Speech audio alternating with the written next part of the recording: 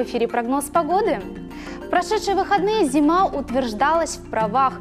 Циклон принес в Черноземье снегопады. К началу новой недели высота снежного покрова в Воронеже достигла 14 сантиметров. В Курске и Липецке 20-21 сантиметров, в Белгороде 25 сантиметров. Такое снежное изобилие характерно для января-февраля, а в начале календарной зимы это редкость. Впрочем, относительно малоснежным остается восток региона. Показания термометров были на 2-3 градуса ниже обычного. Свежевыпавший снег немедленно стал полигоном для детских зимних баталий и обкатки различных видов зимнего спортивного инвентаря. А теперь о погоде в Крыму.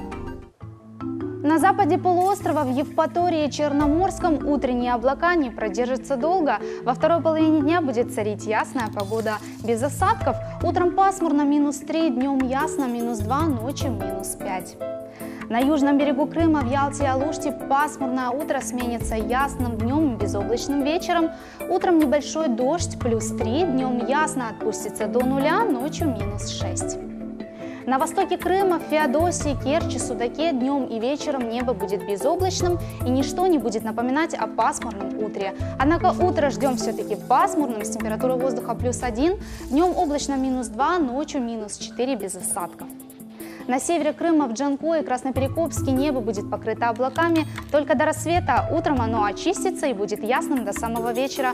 Утром небольшой снег -1, днем ясно -3, ночью -7. В Севастополе облачно, утром небольшой мокрый снег +2, днем +1, также небольшой снег, ночью -5. Ветер северный 9-14 метров в секунду, без осадков.